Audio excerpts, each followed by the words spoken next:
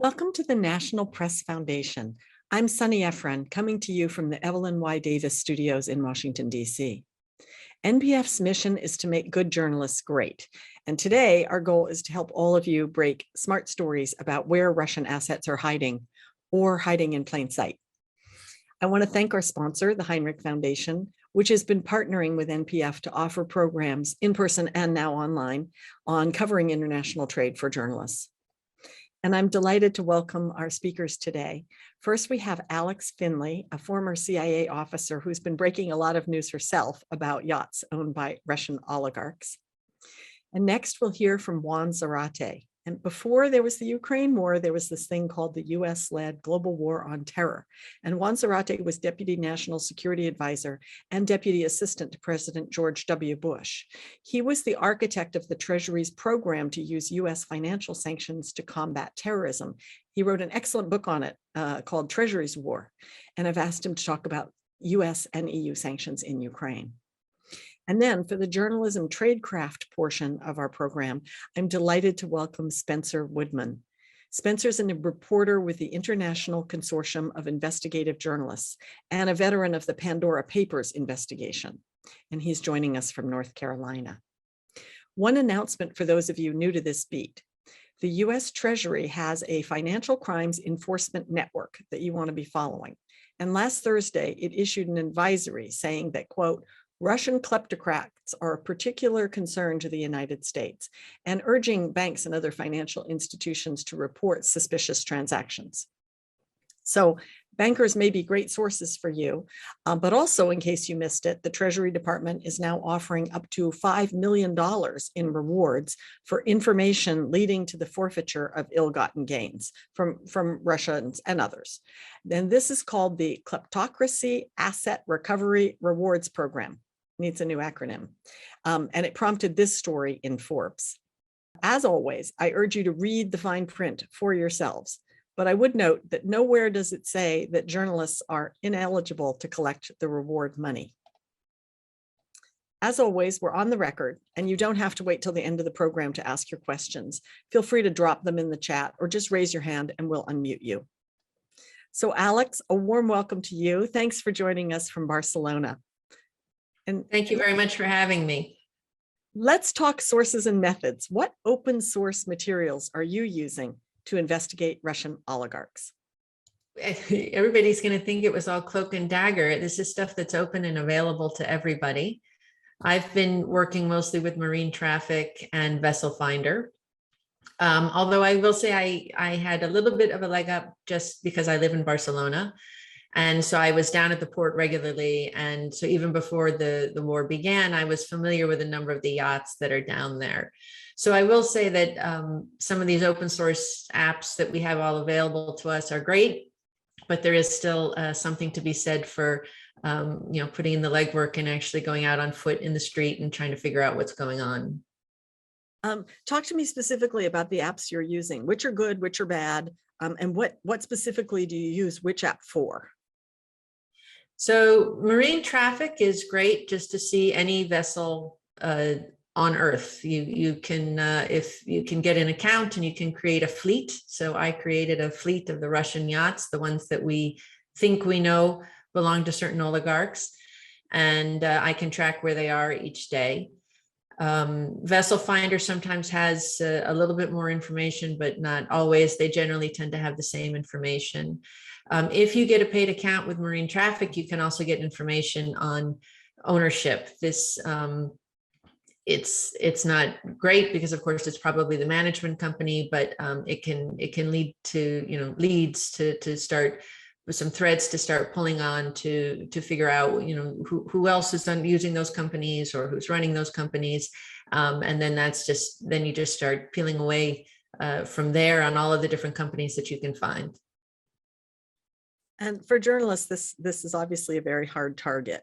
And many oligarchs have threatened legal action saying, oh, no, that's not my yacht, or no, that's not ill-gotten assets or whatever.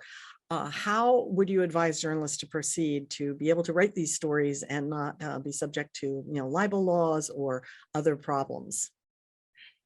Well, I don't have a legal background, but and in fact, I don't have a huge background in financial investigations, so I'll defer to my other panelists here. But all of the investigative journalists out there in the audience, I think, probably already know this. You start pulling at a thread, and the more you talk to one person, you get another lead, and it brings you to another lead. Oftentimes people don't realize that they have information, or they don't realize that the information they have is of any value. So it's really just a question of pulling every thread that you possibly can, and then again, being in the community. So a lot of what helped me at the beginning was just simply being here in Barcelona. For example, Dilbar is one of the largest private yachts that we keep hearing about, belonging to Alisher Usmanov. It was just common knowledge here in Barcelona that yacht belonged to Usmanov. Now we've learned in the past week that it was actually registered to his sister, and that's thanks to investigations by people out there, and people who, like you guys out in the audience, who were able to get access to those Swiss bank accounts.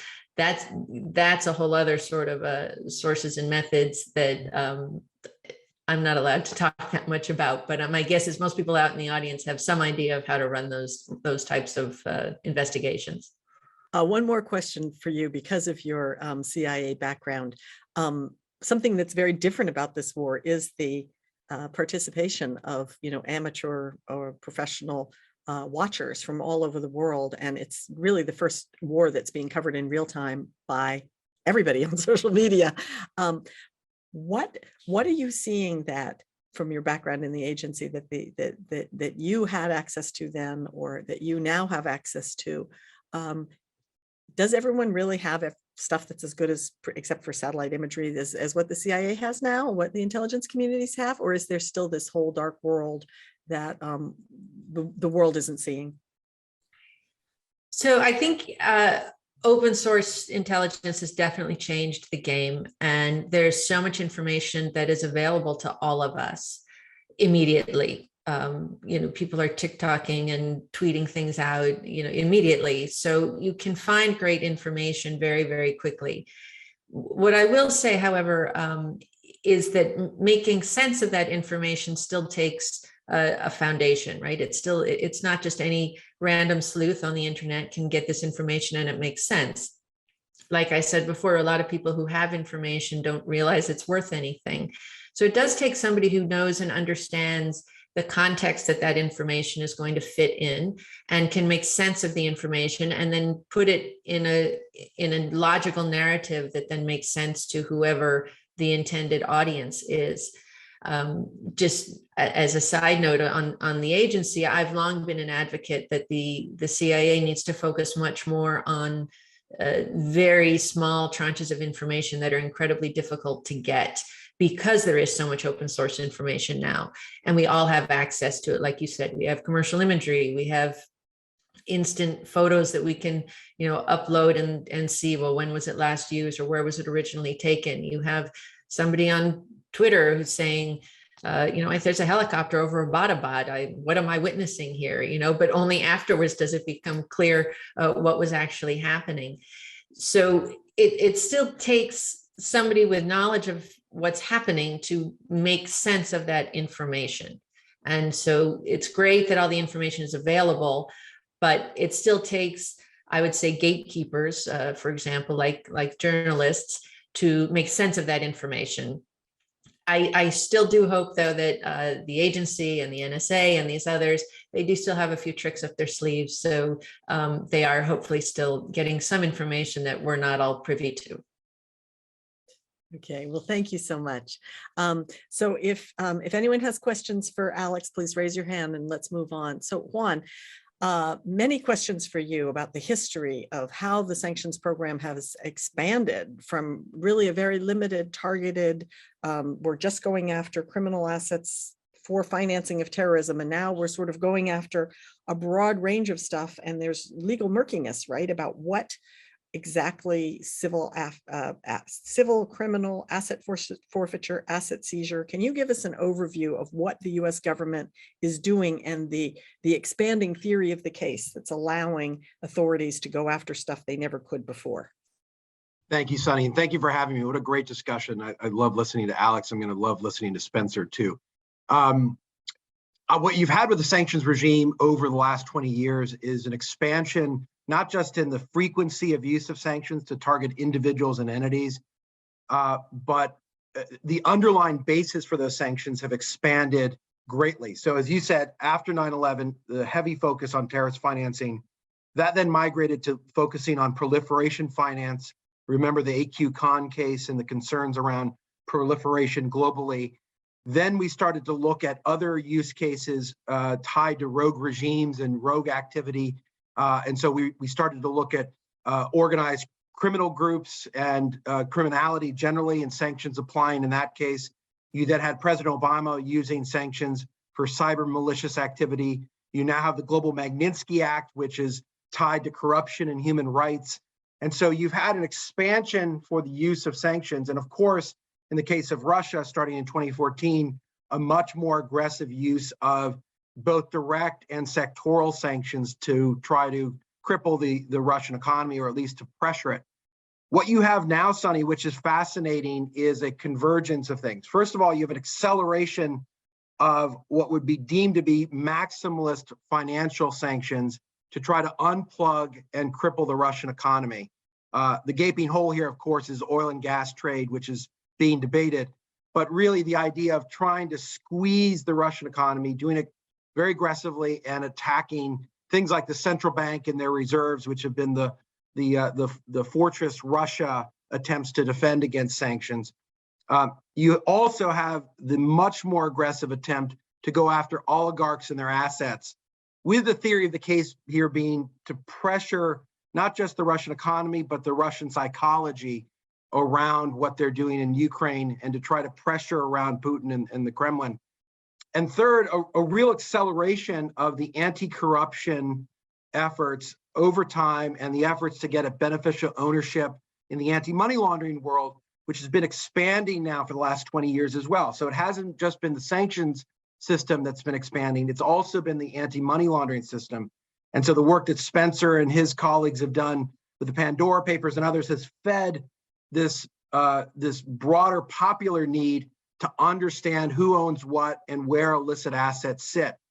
And so what you have now, really, the Russia program is a convergence of all this, really maximalist sanctions that have been put at sort of on steroids here in the case of Russia, maximalist pressure on the oligarchs and the hunt for assets. And so it's not just listing people, it's actually going after their assets, and the work that Alex does and others with open source information is phenomenal in terms of tracking where some of these real assets and hard assets sit, and then trying to understand where these individuals and entities are hiding their assets. And to Alex's point, some of this is hiding in plain sight. These are oligarchs that have been operating in the formal financial system. And I think here the challenge, Sonny, is you can have sanctioned individuals, you can find the property. The question for authorities is going to be, how do you then convert those assets that are seized or frozen, and what's the theory of the case? Because some of the oligarchs are going to say, look, this is just part of my business. Why am I being subjected to this? And that now is going to be part of the narrative and part of the legal challenges. Okay, we're getting some fascinating questions coming in, and I'll get to them in just a second. But for journalists who don't have an in-house Harvard lawyer to explain this stuff to them, can you explain to us what is the difference between the application of sanctions, whether it's federal or civil court, and then there's this seizure of assets? So there's the seizure part. Now, should reporters be looking in criminal court, in civil court, in both? And how do they find all these lawsuits, and how do they track this stuff through the courts in the US, but also in the EU? That's a big question. Yeah, Sonny, it's a fascinating question, and one that even lawyers who are sort of skilled in the space often don't fully understand. I think what you have here, and the easy way to think about this is you've got two legal regimes sort of blending. You have the regime of sanctions, which is often based on administrative law, could be criminal law in some jurisdictions in Europe, for example, but really is the ability of a governmental authority to freeze the assets of an individual or an entity, a company or a bank, based on an underlying national emergency in the case of the US, or some other imperative that's deemed critical in Europe. So in the case of the Russian invasion of Ukraine, that's the basis. So that authority allows, whether it's a central bank or a finance ministry or a financial intelligence unit or some other authority in a country, to issue an order and have the assets of that individual or entity frozen and incapacitating that individual or entity from doing business in that country. So in the US, if somebody's on an asset list, their assets are frozen, any transaction with them is blocked, and it's illegal to do business with them moving forward, right? So that's sanctions. And to put it in layman's term, that's like putting a fence ringing around an individual or entity. When you move to asset seizures or asset forfeiture, and this is often the case where you're looking at proceeds of corruption or illicit activity, and you often see this internationally when you have a change of regime, and the prior regime was stealing assets, and so you've got a big asset recovery hunt that's launched. That is the realm of civil and criminal authorities, and that is the act of actually taking property and seizing it and then converting it, whether at auction, whether selling it, whether some other transaction, but actually taking the property and changing the ownership of it. That's more complicated because that generally requires more proof. There's more process involved. There's usually litigation, or there could be litigation. Different parties claiming, look, that's my villa, that's not that person's villa. This is my yacht, it's not their yacht, that kind of thing. But that's where you get into some of the complications. What's really interesting here, Sonny, in this regime is what's happening. I call for this a lot in the Iranian context, where you have the sanctions world blending very neatly and aggressively with the asset recovery world. And so you have the list then now generating activity toward the asset hunt, and then the activity of converting those assets. And you've seen this now in some of the cases, DOJ working with Spanish authorities, Italian authorities, to try to do that with some of the luxury properties and assets in the hands of oligarchs. Great. So we can expect that some of these assets that are being frozen could stay frozen for a long time while it's worked out in federal court, that we're not going to be, the Biden administration may want to deploy that money, for example, to humanitarian aid to Ukraine, but it sounds like that's not going to happen anytime soon. It probably won't, but this is important because this then goes to different kinds of assets. So you have assets frozen, for example, that belong to the central bank of Russia, right? Central bank reserves. Generally, those are the kinds of assets that remain frozen in perpetuity, right? Those aren't assets that are converted. In general, central banks respect each other's assets, and they're at least kind of frozen or corralled. Where you have assets like a yacht or a villa or ill-gotten gains in a bank account or in a shell company, those are the kinds of assets that could be converted. And I do think, Sonny, there you're going to have some degree of pressure to create an escrow account or fund for the victims of Russian aggression. And so that may be what happens in Europe with some of the conversions of these villas and the yachts that are happening. So it's important to keep in mind the distinction of assets when thinking about the conversion. Okay, well, thank you so much for that very important legal briefing. Let me turn to some questions. Ken Dixon is asking, Juan, can you compare the response from bankers such as UBS, Gazprom underwriting, to the 2014 Crimean annexation, to the current war in Ukraine? And to Ken's question, I'd like to add, so why didn't we do this in 2014? Why did we have to wait until now for this whole process to get, this kind of attention? Yeah, it's a fascinating question. I think there's a distinction, sort of night and day distinction in terms of the private sector's reaction here. And I think part of this is how just morally repugnant and egregious Russian activity is here, and how illegitimate it has been seen by the international community writ large. Obviously, there are lots of countries that have not sanctioned Russia or have not been willing to condemn Russia the way that the US, Europe, Japan, and others have. But in general, the opprobrium here is so high that it has led to the private sector taking much more aggressive action and being much more concerned about reputational risk for continuing to do business with Russia. Again, it's not all private companies, it's not all banks, and it's taking some banks time to unwind, obviously, how they interact with Russian clients and with the Russian economy. But I think 2014 didn't have the weight of opprobrium attached to it, and we could debate why that is and why it probably should have required that kind of opprobrium. I think we've also we've matured the anti-money laundering system and requirements. We've also seen Russia under greater weight of sanctions since 2014. And in many ways, this is sort of the straw that breaks the camel's back, as opposed to the first step. And in that regard, I think you have the private sector being much more willing to either divest or to unwind their exposure to Russia because of the reputational risk. Okay, so question from Elizabeth Pimentel, back to this question of pressuring Russia as opposed to necessarily succeeding in every aspect of the legal cases. Elizabeth's asking, if the oligarchs are sanctioned sufficiently, will they stop supporting Putin and possibly rebel against him? How much will it take? I don't think anyone really knows, but I think sort of the theory of the pressure campaign at this point is to pressure on all the nodes and elements of decision-making possible to try to influence what the Kremlin is doing or may want to do. And I think there are layers of this. There are layers around whether or not any of this can stop Russian activity in Ukraine currently. It's also a question of whether or not you can temper future Russian adventurism, and then whether or not you can sort of cripple Russian activity moving forward to weaken them and punish them for what they're doing here.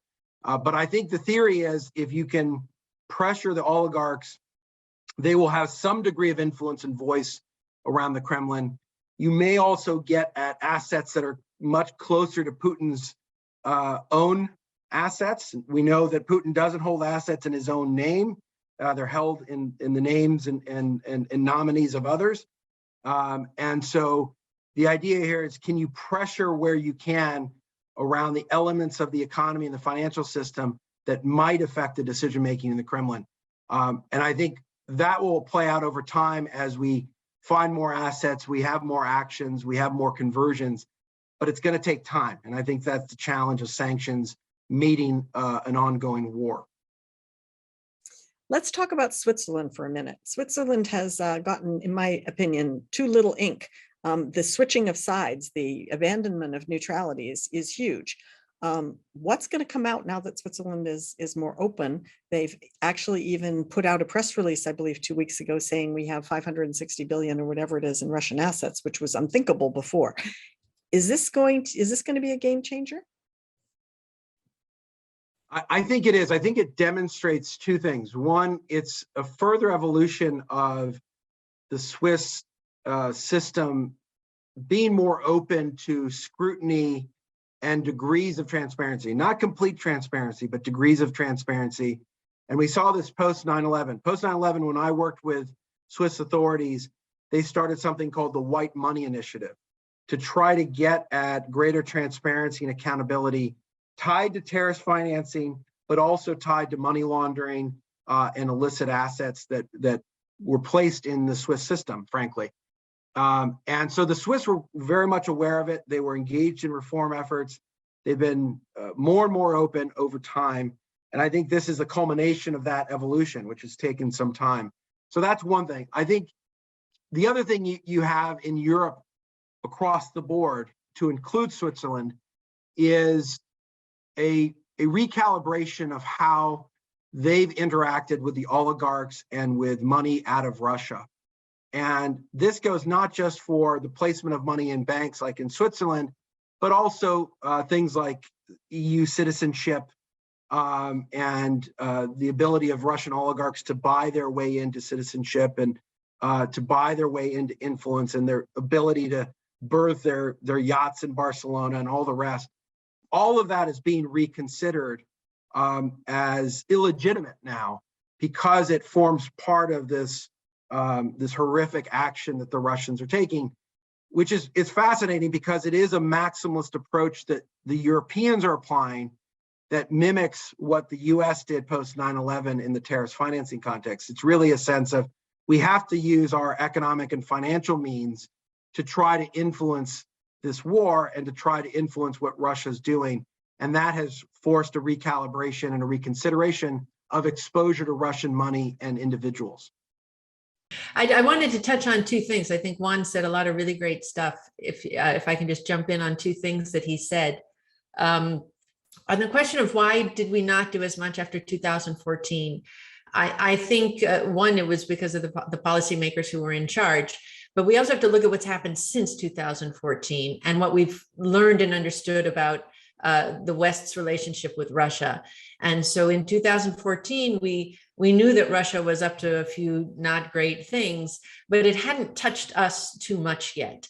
And I would say that the 2016 election in the United States and then a number of follow-up European elections actually catalyzed that movement, along with assassinations or attempted assassinations, as we saw in Salisbury, for example, or in Berlin, and in the Czech Republic, for example. So we started learning a lot more about what Russia was doing and learning that this was not a responsible state who was participating, following the rules of global participation. And so I think this invasion of Ukraine is so egregious, but I think everything that came in the years just before this made us realize like this really, we have to stop this now. Everything that Putin was doing, he got away with. He had assassinations across Europe and nobody did anything.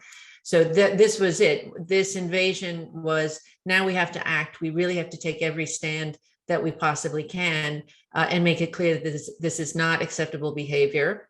And this really has reached the point where it is authoritarianism versus democracy. To the point of the sanctions and that I think Elizabeth was asking about, I think one is right. This isn't a question of seizing one yacht or seizing one villa. This is much more about putting pressure all around the Russian economy, but also putting pressure on this system of corruption that Putin has set up around him. His entire government is set up as a stable system of corruption, and the oligarchs have played a key role in that. And so through these sanctions and through preventing those oligarchs from participating in Western life and this sort of playground that they've been enjoying and that their children are enjoying and their wives and their mistresses are enjoying, we're making it clear we're going to destabilize that system inside of Russia. You now have to choose. Either you're going to support that dictator that you have been supporting and live inside Russia with those rules that you are supporting, or you're going to fight to change it and you're actually going to support the democracy that you've been working against this whole time. And so for me, the idea is the sanctions are putting pressure on all of that, destabilize that system of corruption that has been very stable because of Putin. And once you get that, now you start getting players who are not trusting anybody anymore. Everybody's looking over their back to see who will be the first one to throw someone else under the bus or out the window, as the case may be. We have a question from Georgiana Contiguglia, if I'm pronouncing your name right.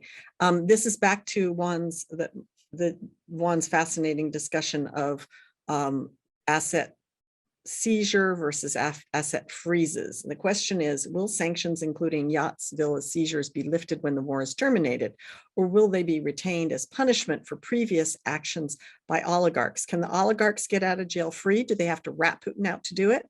Or is this forever war? It's a great question, and it relates exactly to what Alex was just saying, which I think is really important, which is I think this is a moment of awakening around the corruption tied to the Russian regime and the oligarchs and everything that's been happening. So I don't think, even if Russia were to roll back their tanks, there's a peace deal, I don't think you can roll back the tape, so to speak, to a prior time where everyone's sort of allowing oligarchs to roam freely in Europe and to do what they want. I think what we've unleashed here, whether intentionally or unintentionally, is that recalibration of how to think about Russian corruption and how it's played out in the marketplace. And so I don't think that the measures to seize the yachts and to go after the assets, those don't turn off. In some ways, it's hard to turn them off once the legal proceedings are underway.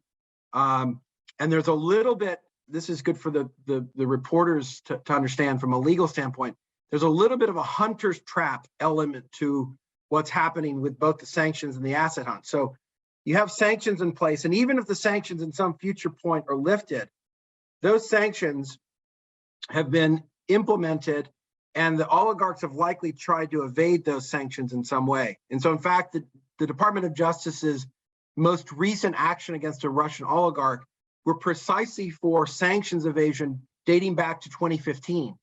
And so there's a bit of a hunter's trap element, because the more that the oligarchs try to maneuver around the scrutiny, maneuver around the sanctions, the more illegality and elements of illicit finance they're likely engaged in by definition. And so this isn't going to get easier for the oligarchs, even if there were a peace deal tomorrow, and even if their names were to be lifted off of a list. But I find it hard to believe that the names will come off the list, and I find it hard to believe that everyone will go back to business as usual, even if Putin decides to roll back the tanks. But isn't there a moral hazard there, Juan? Because if you're a federal prosecutor, you offer your witness immunity from prosecution for ratting out their boss. If there is no immunity for the oligarchs for ratting out Putin, how are we ever going to unwind this? Well, that's a great question. And I think this is one of the fun complexities of a global effort like this to go after a set of actors, an entire economy, and their assets. And this goes back to sort of Alex's old world. There has to be coordination around how these oligarchs are being approached, because these oligarchs are valuable for lots of reasons. They're great sources of information. They've got lots of assets. Maybe they have an ability to message into the Kremlin in interesting ways. And so each oligarch and each situation is going to require a bit of nuance and choreography around how they're handled. And so in some cases, you might have a deal made with an Italian prosecutor around a villa and how that's handled. And that's based off of something that oligarch is giving the Italian authorities and American authorities and others. On the other hand, maybe there's no deals to be had and everyone is just going to clamp down. But I think that's part of the interesting complexity that comes from a global asset hunt with a lot of interesting figures who have a lot of valuable things that they can offer. Well, thank you. So Spencer, before we get to you, I just want to mention that we all speakers have kindly agreed to stay longer to answer all the questions, and we do have a lot of questions coming in, so don't worry, we'll get to all of them. Two specific ones for either you, Alex, or for Juan. Is there a list of oligarchs published somewhere? Who is an oligarch? It's actually a great question, because there was a lot of controversy around this in 2014 when Congress mandated that the Treasury Department actually publish such a list. The Treasury sort of scrambled to put together a list, and it turned out to be a copy of a Forbes list. So there was a lot of controversy around that. But at this point, the list of oligarchs that are of interest are those that have been sanctioned. And so that list appears on the OFAC list, the Office of Foreign Assets Control, which is an office of the Treasury Department. You also have European lists as well as British lists.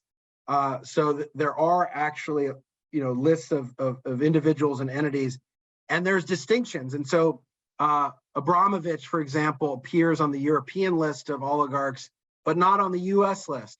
People ask why. There may be reasons why, but sometimes there are distinctions between the jurisdictions as to who is a targeted oligarch versus not. Just to the specific self-help for journalists. So OFAC is the where to get the list of US designated oligarchs. Where do journalists go to get UK and EU lists of their designated oligarchs, sanctionees? The EU list, I have to double check, where that's being kept, but the EU Council usually keeps their list of sanctioned individuals EU-wide. I can't give you the exact site, I'm sorry. For the UK, that's held by HM Treasury. So HM Treasury, along with the Bank of England, will have those lists. Okay, journalists, will publish those links on our website after this program. And one more question about now the stories now shifting to real estate transactions among the oligarchs.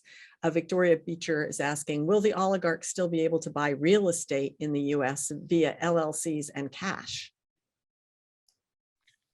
Certainly not sanctioned oligarchs. So those that are named, you're not allowed to do business with them. Now, of course, that assumes that they're using their name, that they're not hiding their hand, that they're not using a proxy or some other vehicle to hide their purchase, which, by the way, has been a concern in the US system, as you all know, and we all know, including the geographic targeting orders that FinCEN has put in place to try to monitor for cash purchases of high-end real estate in places like New York, Florida, Texas, and California. So legally, of course, they can't. Then the challenge is, do you know who the actual owner is of property that's being bought, either through an LLC or through cash? Those rules are fairly immature in the US. There is not yet a federal corporate registry that has been mandated by the Corporate Transparency Act of 2021. FinCEN is standing that up. It'll be the first time ever there's a federal registry of LLCs and corporations, not just held by the states. And FinCEN also has a proposed rule out to put in place much more rigorous reporting in commercial and retail real estate markets. And so there's an attempt to try to bring greater clarity and transparency in the real estate market, because there's a recognition that there's a lot of funny business going on, and I think there's attention to that. Okay, so lots more interesting questions coming in, including about China and how all this applies to China. But let me stop here. And Spencer, let me turn it over to you.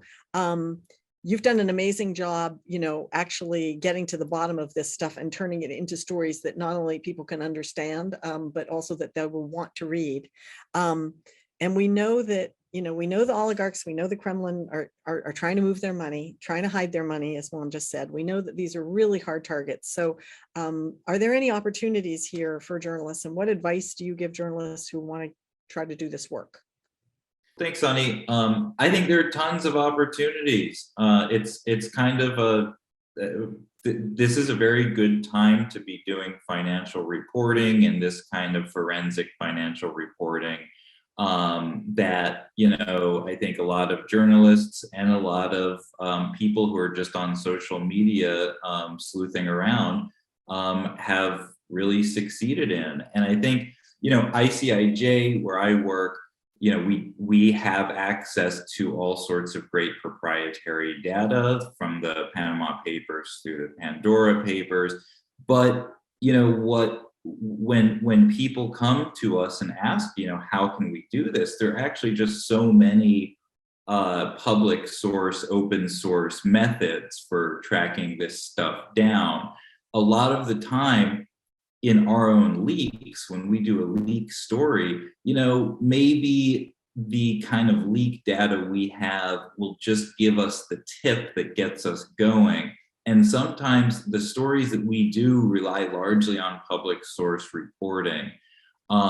So, you know, I mean, obviously, people can use the traditional things. You look at SEC and other stock market filings, customs records, court records, lawsuits, and stuff like that, property records, obviously human sources. Maybe my favorite thing in terms of open source reporting on especially shell companies and secretive financial movements that we're always focusing on at ICIJ, is the corporate registries of countries around the world and territories around the world, especially corporate registries of tax havens. You know, it's funny, on the one hand, places like Cyprus and the Isle of Man and the British Virgin Islands, these are secrecy jurisdictions that are hotspots for money laundering, and they're very good places for people to move money, illicit money in a secret fashion. On the other hand, they do have corporate filings. You know, if you're in Cyprus, you have to file annual accounts every year. Oftentimes, if you are, say, a Russian who has had a shell company in Cyprus for the past 12 years, you know, that's been a traditional exit point of money from Russia and of you know, proceeds of corruption flowing out of Russia. You know, often it goes from Cyprus to the British Virgin Islands to real estate in London or New York. You know, maybe that shell company has been active in Cyprus for 10 or 15 years, and maybe you were less careful with those filings at the very beginning of that company's existence. And a journalist, you know, paying 10 euros for the file on that company might be able to find someone who signed corporate documents back then who can then be linked to you now, or something like that. This is just, you know, when you see when you say in, you know, Alex was talking earlier about marine traffic and how sometimes their filings, or you know, the data on marine traffic can show ownership of a yacht. So say you find a shell company that owns a yacht, and you want to know who, you know, this yacht has sailed from the port of Barcelona to St. Petersburg. All right, so this looks like this yacht moved in you know, in some way to get away from the current clampdown on Russian elite money. All right, so you need to find out everything you can about this shell company, right? And you can do that through absolutely any source, right? Like any source that's ethical and legal, obviously. So this is old news clips. It's whoever will tell you anything about the thing. It's anything on the internet. I mean, you know, you just type in quotes of a shell company and see what comes up. And then, you know, the corporate registries are just this essential component of that. You know, you haven't really exhausted the search for clues around a secretive entity until you've pulled all of its public records in its own jurisdiction. And sometimes that can be hard. Sometimes, like in the British Virgin Islands, it can be really prohibitively expensive, and that's very unfortunate. But these things include clues that are fantastic, including the registration agent. And we can talk about that a bit more in terms of like how to craft a story just about a company that you haven't learned 100% of the information about, including its ownership. Spencer, can this Cyprus registration records that you're mentioning, can they be gotten on the internet? What about small news organizations that can't send someone to live in Cyprus for 4 months and look things up, as I know that some of the big news organizations have done? Yeah, so this Cyprus, all of the registries that, you know, I talk about they're all available online. And it's, you know, they're great. They can be a great resource. Often the pages of the corporate records are scanned, and a lot of the registries are free. Some of the best ones cost, between $2 a document and $10 a document, which can get pretty prohibitive on the higher end. Another question coming in from Georgiana. I don't know who wants to take this. There hasn't been much pertaining to fine art assets that may be owned by oligarchs. Is anyone delving into that? I can talk about that a little bit. I mean, art is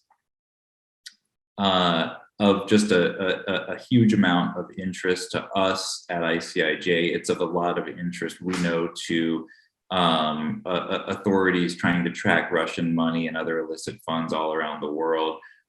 It's a really fantastic asset to use to move money illegally, because the value of artwork is somewhat subjective. So you can buy a piece of art at one price and sell it for another price without raising too many eyebrows. A lot of art, a lot of fine art is held, like very expensive fine art is held in what are known as free ports. There's a really massive one in Switzerland, where basically there are great levels of protection and secrecy legally around the storage and the tax treatment and the ownership and all of this stuff of this art. And these are like, there are companies that have whole warehouses of vaults and stuff, and the art usually just stays in these vaults, in these free ports, and can be traded between shell companies. So it is this thing where first off, often the artwork, and these are precious works of art, are not on display for anyone to look at. They've become, an asset to be traded. And they're traded just like any financial asset, in that the actual tangible thing isn't moving physically. It's just being traded in essentially digital finance between shell companies while it's sitting in a vault. If anybody has a leak on any free ports, we're always interested to hear any leads on free ports and stuff like that. They've been pretty hard to crack for journalists. And I know that U.S. authorities have also had a lot of trouble with illicit activity and money laundering in the art trade. A little bit different from that is art smuggling, which we've been very, ICIJ has been kind of looking at a lot over the past year and a half. And that also is facilitated a lot by secretive offshore shell companies and trusts that have moved a lot of stolen art, stolen antiquities and relics out of countries like Cambodia, Thailand, and other places where they've seen looting happen in recent decades rather than recent centuries. Those kind of cases have been a little bit, U.S. authorities have had some success in prosecuting those cases in recent years. The Manhattan District Attorney's Office, together with the FBI and Homeland Security investigations within Department of Homeland Security, has brought just kind of this really impressive succession of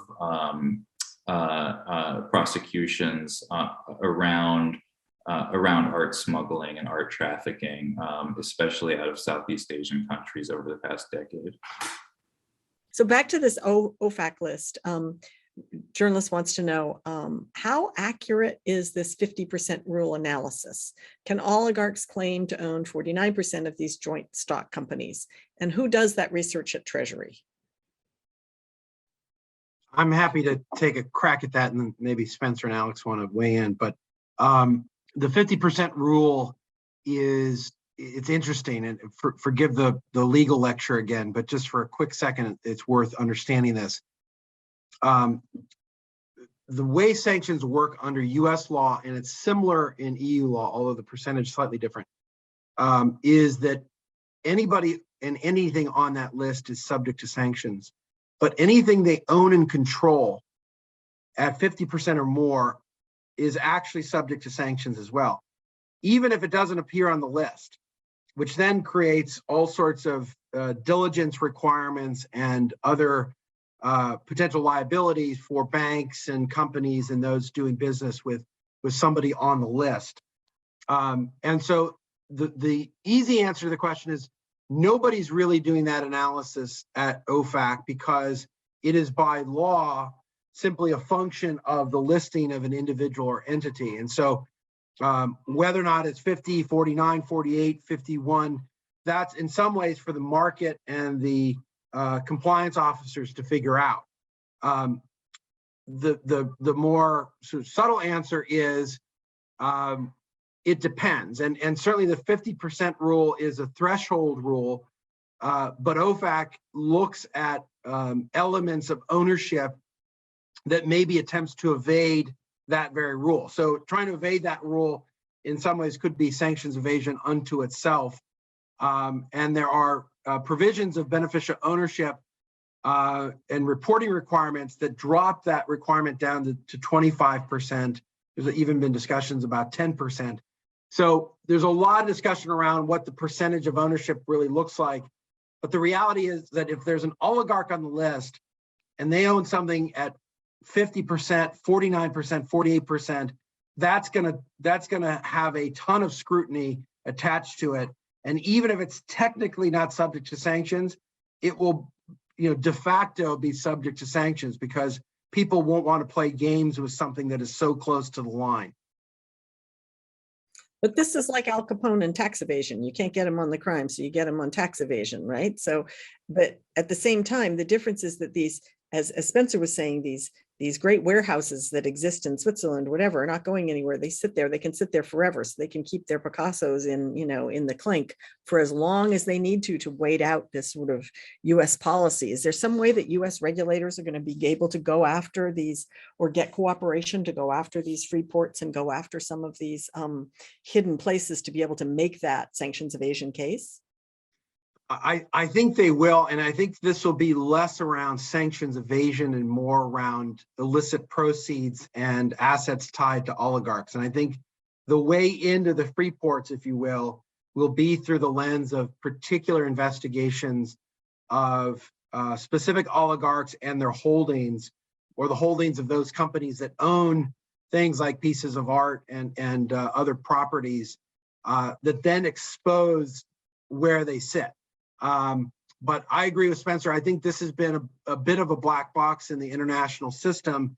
It's been attempts by the US government, by European authorities to put more pressure on the auction houses, on brokers and warehouses of artwork to try to avoid artwork being used as a means of laundering money, or at least placing illicit capital.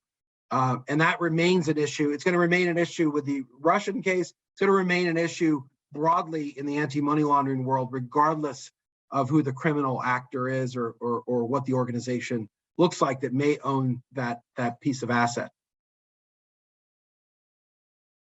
Alex, are you aware of any open source assets or open source investigators in this world that journalists who want to get into this can follow? I don't know any specifically off the top of my head. If I do, I'll let you know, and you guys can put the link up. Okay. Let's turn for a minute to oil. We've got a lot of oil related questions. So the first question, obviously the elephant in the room, is if any of you have an opinion about is any of this going to work if Europe continues to buy massive billions and hundreds of billions worth of oil? And then second related question for anyone who wants to talk about it is, what's the knock-on effect of all of this for China? That's also a major oil purchaser, and that is also indirectly then funding the war, whether it's directly through the state or indirectly through oligarch trading companies or shell companies or Gazprom. I think that there definitely is now a push in Europe to try to cut off the oil supply. That's been a little, well, depends who you ask. It's a little bit slow in coming, maybe. But I think part of it is that we have the second round of French elections coming up on Sunday, and it's a close race between Macron and Le Pen. And Le Pen is known to have a number of ties back to Russia. And if oil prices and energy prices jump up too much within even the next few days now, there is, it's a close race. And I think a lot of people are recognizing that, the pen being in charge might not be a great thing for Europe as a whole or for the West as a whole. And it would really change the dynamics of what Europe's relationship with Russia are.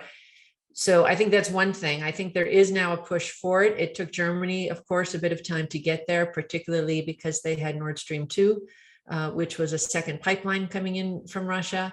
But they got on board very quickly when they started realizing sort of what was at stake here. So I think that's coming. It helps that it's getting warmer here in Europe, even up north. The sun is starting to shine a little bit more. So that may be great in the coming months. How long that will last is a whole other question. If this war carries on and we go into next winter and Europe starts realizing its reserves are low or something, that may change. And so trying to maintain this unity among people holding the sanctions together is going to be really important. I think also adding to this, I don't know details of sort of what capacities these other countries have to supply, but you are looking at a geopolitical strategy here. So are there allies in the Middle East that we can leverage to try to get more energy resources from them? So far, I don't know that we're seeing it. We see a lot of Russians, oligarchs, their yachts, and the Russians themselves using their money and running their money, for example, in the United Arab Emirates and other places. And so, is the UAE and Saudi Arabia, are they going to, which side are they going to choose in this bigger strategic game? In terms of China providing a lot of that, we are seeing that China is providing a certain amount of support to Russia. Again, how long will that last? And I think that goes back to this unity among those of us in democracies. I say the West, but I mean also Japan, South Korea, Australia, sort of the strong democracies of the world. And if we can stay together and we can make it clear to Russia that we're not going to budge, even if this is going to take some sacrifice from us, then that may then be a lesson to China, that they need to learn that we do have red lines that we're ready to stick to. Okay, another question from my former colleague, Josh Meyer at USA Today Network for Juan. Juan, can you share your thinking on Vladimir Putin's finances, including how much he is actually worth and where, and how he keeps his money? For example, how much of it might be directly linked to him through offshore accounts of friends and family versus the indirect wealth he derives from his influence over oligarchs who are beholden to him? Second question, can you please share your thinking on when sanctions work best against friends, family, and oligarchs linked to Putin and Putin himself, and when asset seizures and forfeiture is a better option?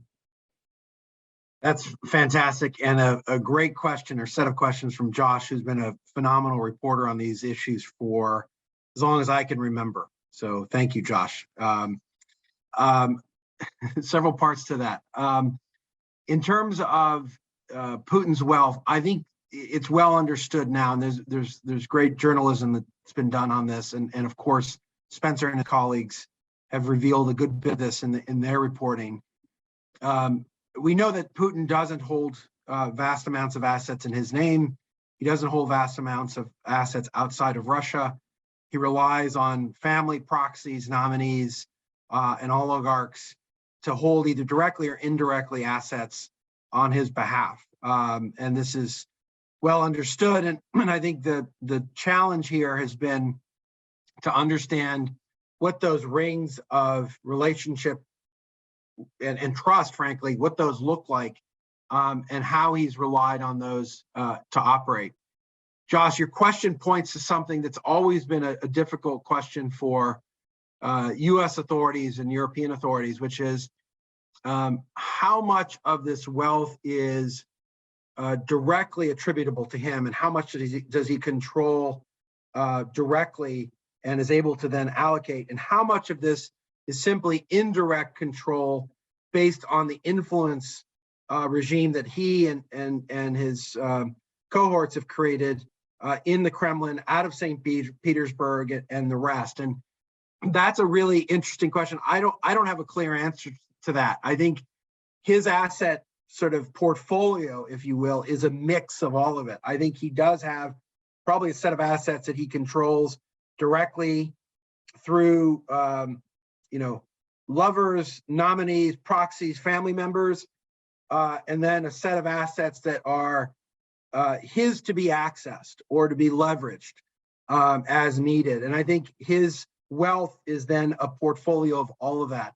Spencer may have sort of more to add on all of that based on the great reporting that he and his colleagues have done. But that's my sense of it, which is also why, as I said earlier, the oligarch hunt is also an attempt to get at assets that may be valuable to Putin himself. And so this is not just a matter of attacking the psychology of the oligarchs, but it's also attacking the psychology of Putin himself and of trying to get greater clarity as to what assets are in that broader portfolio. I do think it's really interesting, Josh, that US authorities and European authorities have started to name personally, not just Putin, not just Lavrov, but also now Putin's two daughters. They're going after family members. That's very intentional, both psychologically, I think, but also to get at where the assets may sit in the names of family members, because we know that's how many of these oligarchs and these political leaders have kept their assets. So I think I answered all the questions, Sonny. I may have forgotten one of them. Well, Josh, if you want to ask follow-up questions, please feel free to raise your hand. We can unmute you and you can ask questions. While we're doing that, Jeff, if you want to check and unmute Josh if he wants to speak. We have a question from our fellow Nick Gruby. And maybe Spencer, you might take a crack at this one first. Say you're a local reporter who wants to see if oligarchs have assets hidden in your state or locality. What are your first steps when digging into this question? Do you start with business property records? If so, what do you search for? Essentially, he's asking for a step-by-step reporting recipe, at least to get started. Oh, wow. That is quite a task. I mean, if an oligarch, if a sanctioned oligarch were to own anything in, any U.S. territory, any U.S. state, that would be done secretively, and you would need to start with some sort of great tip or something. If there's someone who's considered an oligarch who's not sanctioned, I think at this point they would not feel safe owning much in the United States, because if they're truly an oligarch close to Putin, they're at a lot of risk. And I'm just trying to think, if you had a tip that something specific was owned by an oligarch, I think you would start by going through, all of the basic records, any record you can pull. At ICIJ we have, I think Alex was mentioning this earlier, there's no magic formula for getting under a shell company. It's just absolutely anything you can dig up on it that is reliable and that can help shed light on the nature of the company, its line of business, and crucially its ownership and its directorship. I think like a really good place to start again is with corporate records. If nothing else reveals itself, there may be a law firm or a corporate formation agent on its corporate records that can help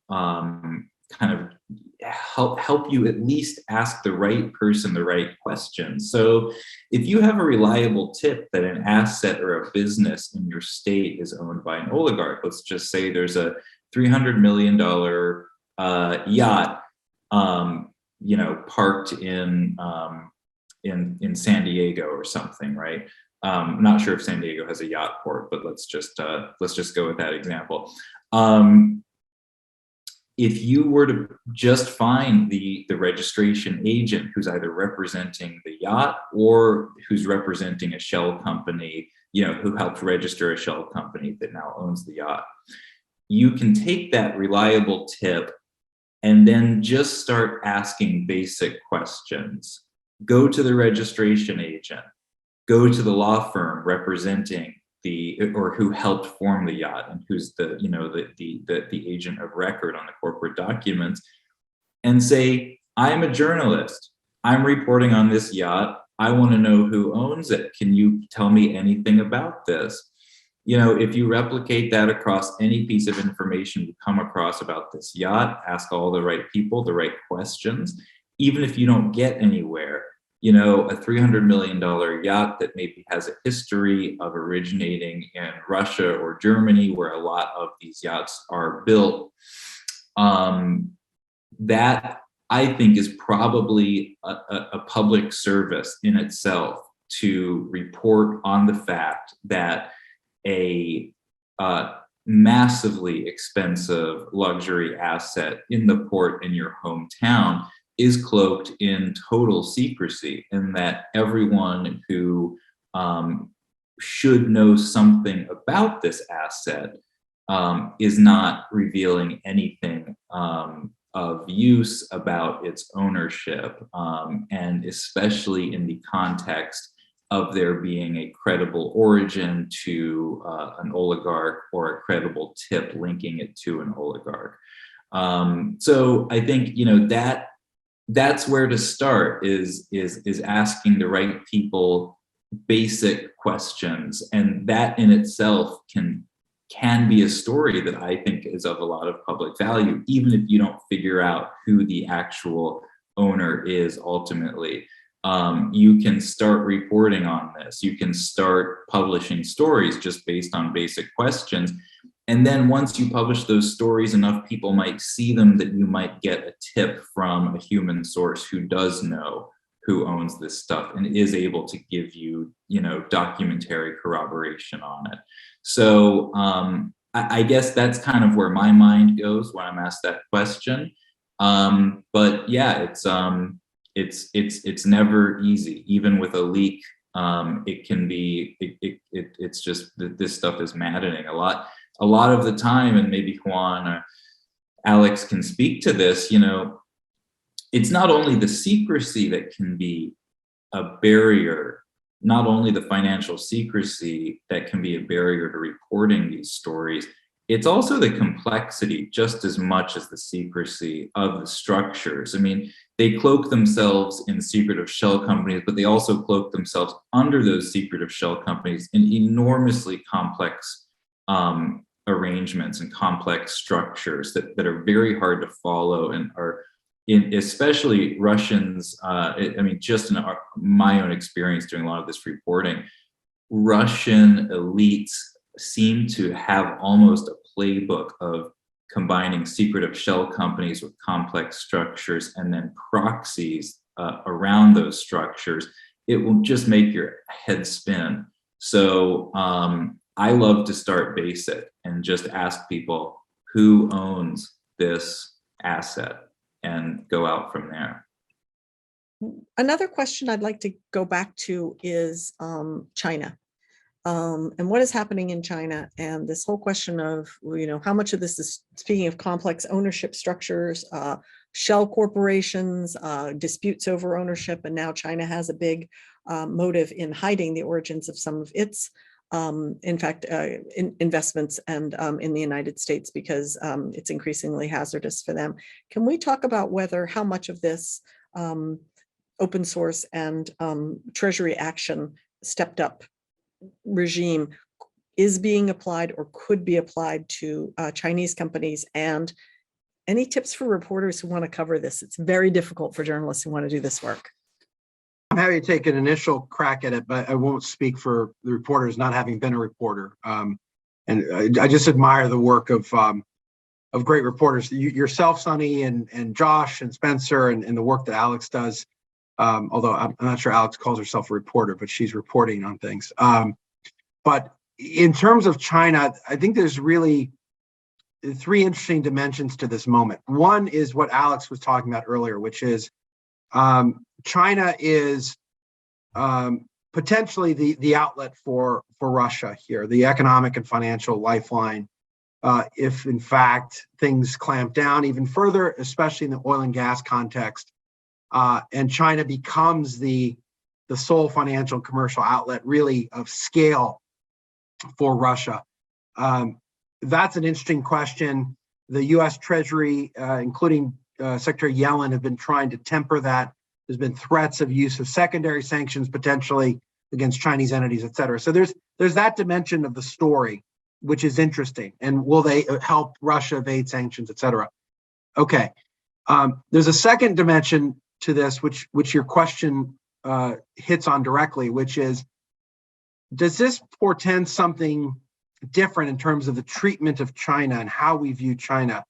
And I think the answer is we are creeping toward yes. That we've already creeped, as Alex was saying, in the Russian context from 2014 on. There was a recognition that Russia was playing a different game, was a malicious actor in the international system. We're starting to creep that way with China, not wholly, but somewhat.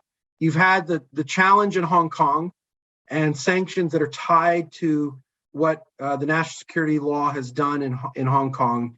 You've had concerns about Chinese treatment of Uyghurs in the West and sanctions tied to human rights violations and even supply chain concerns with respect to cotton, for example, grown out of Western China and supplies of cotton from there.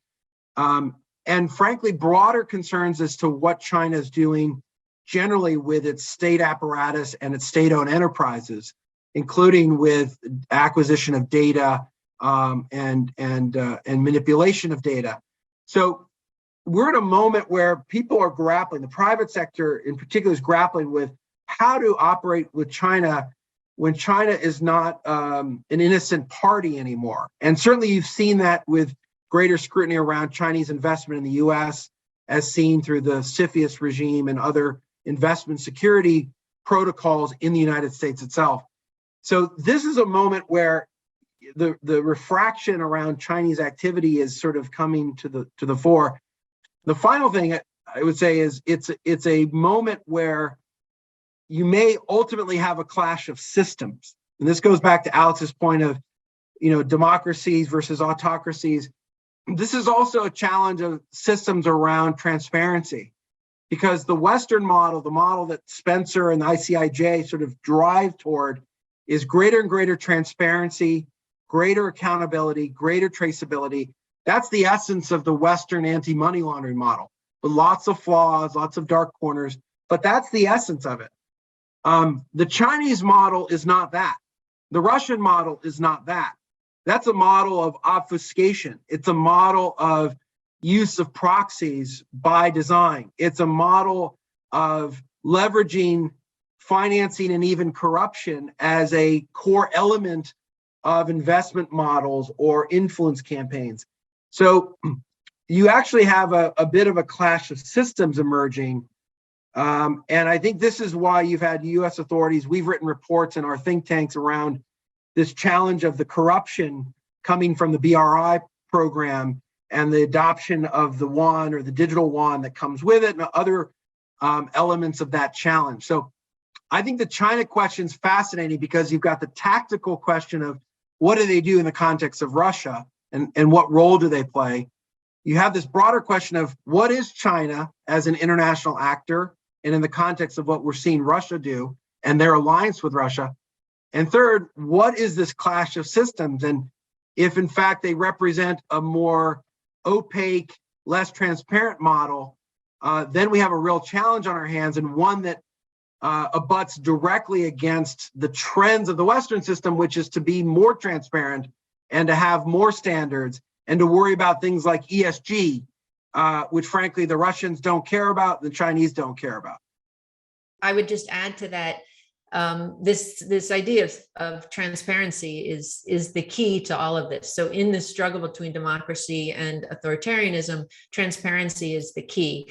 And we've seen it with Russia, we've seen it with China, where the money isn't just being used, they're not just using the Western system to launder it, but they're also using that money to influence us.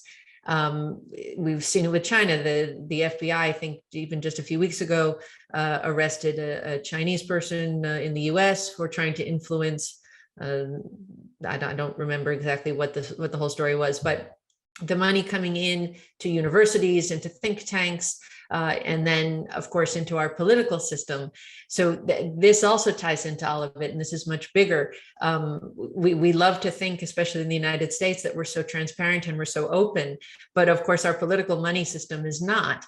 And these same systems, these Chinese, the Russians, the Iranians, the Saudis, they're all using our lack of transparency in our political system as well against us. And they feed money through the LLCs, not just to launder it, but also to put it into our political system.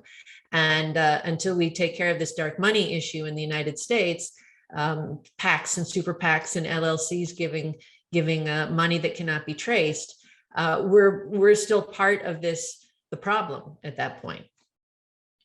Question coming from a researcher in Irkutsk.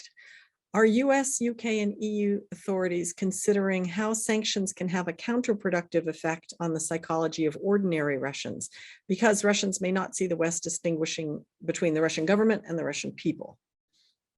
I think there's hypersensitivity, certainly in the sanctions community and the policymakers who have to tend to sanctions, to trying to target sanctions at particular elements of economies, particular leadership, to try to affect the behavioral change that the sanctions are intended to create, and not to have a broad effect on Main Street or the common person or elements of the economy that are not the intended targets, the collateral damage, if you will.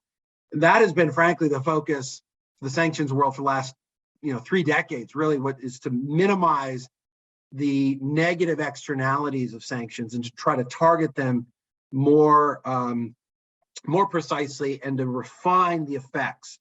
And I think in general, that's been the case.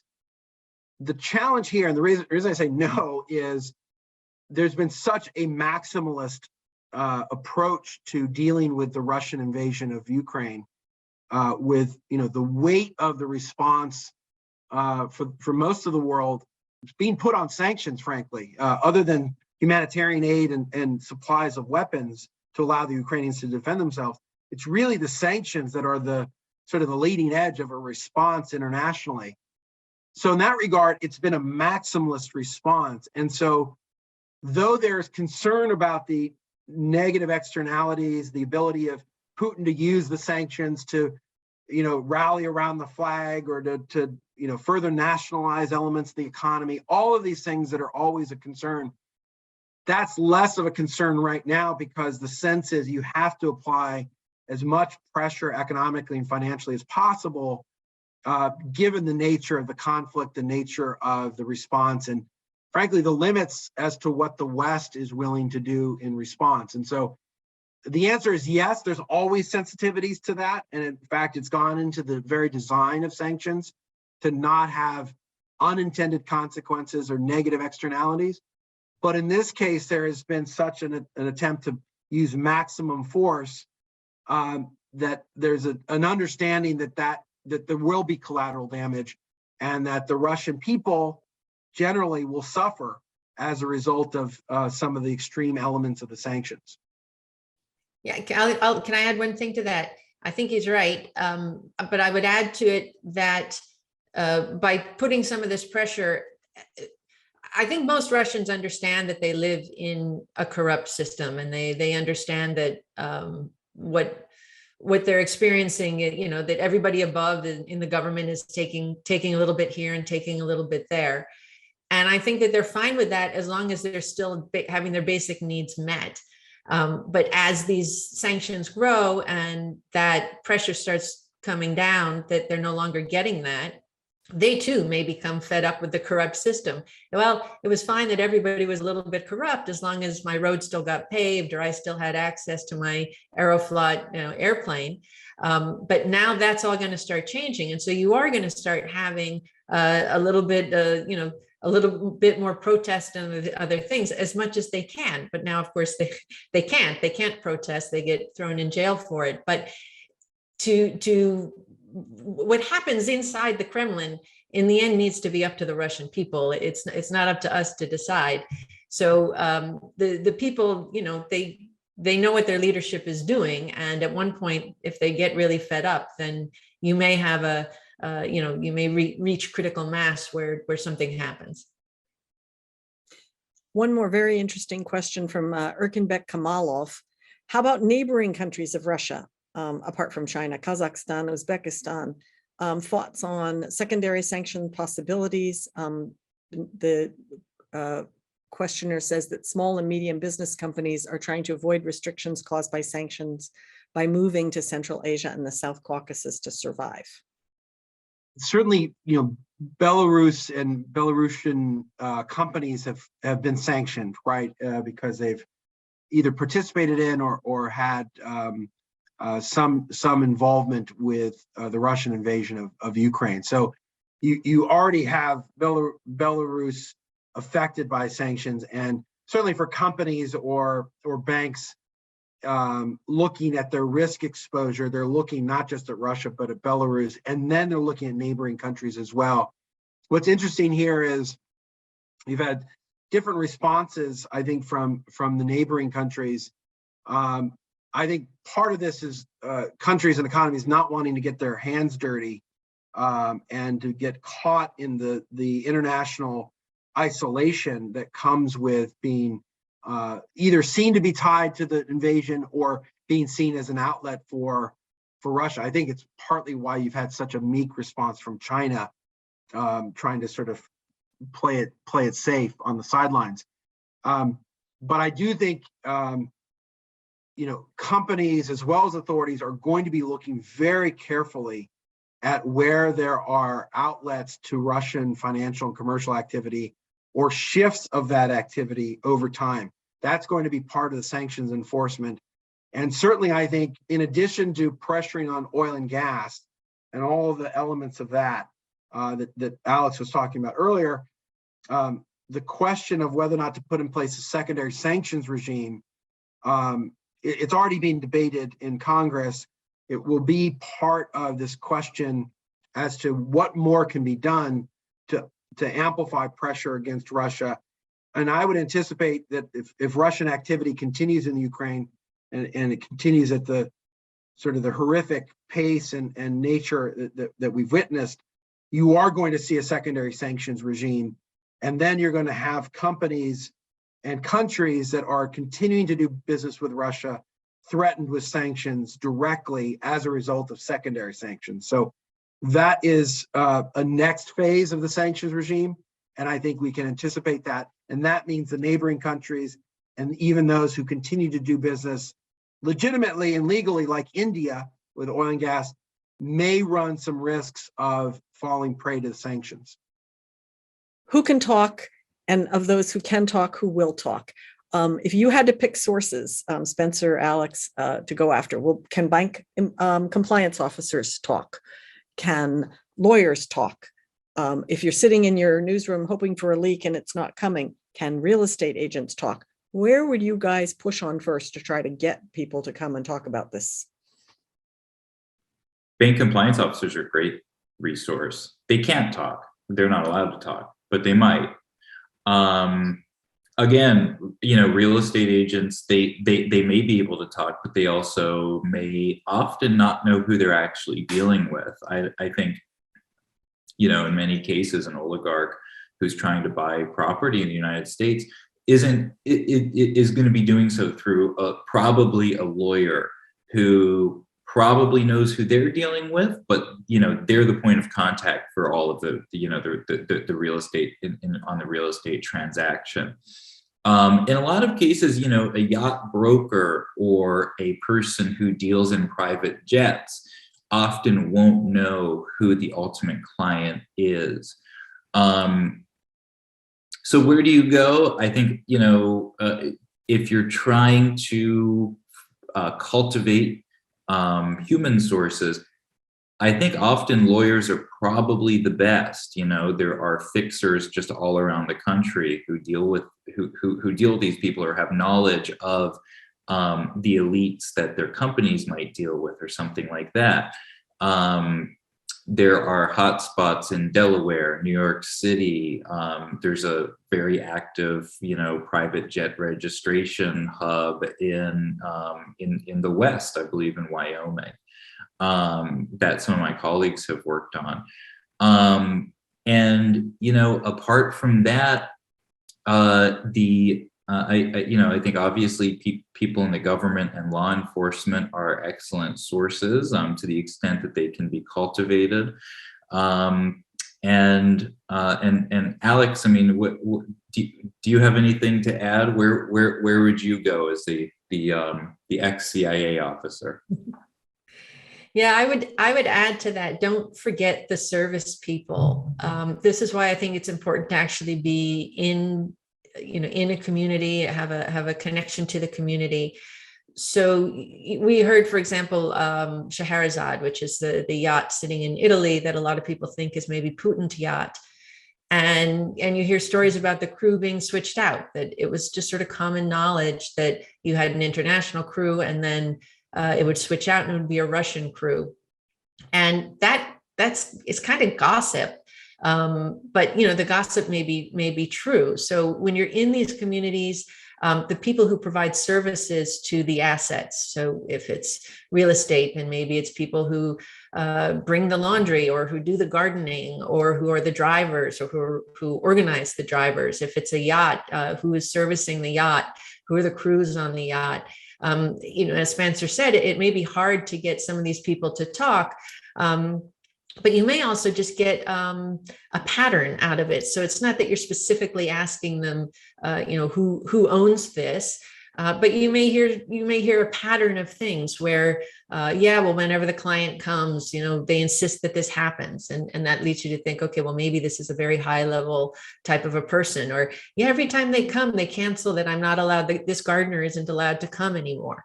Okay, well, so why don't they want certain services to be provided when the client is there? So I wouldn't forget, those types of people too. You can actually get a lot of sort of the day-to-day how these assets are being run and kept up. I love that advice. That is great advice. Thank you all so much. What a wonderful session. Thank you for sharing your expertise and your guidance. This is on the record. We will be publishing a YouTube video and assets and resources and links. So send us what you would like us to publish on this. And thanks again from the National Press Foundation.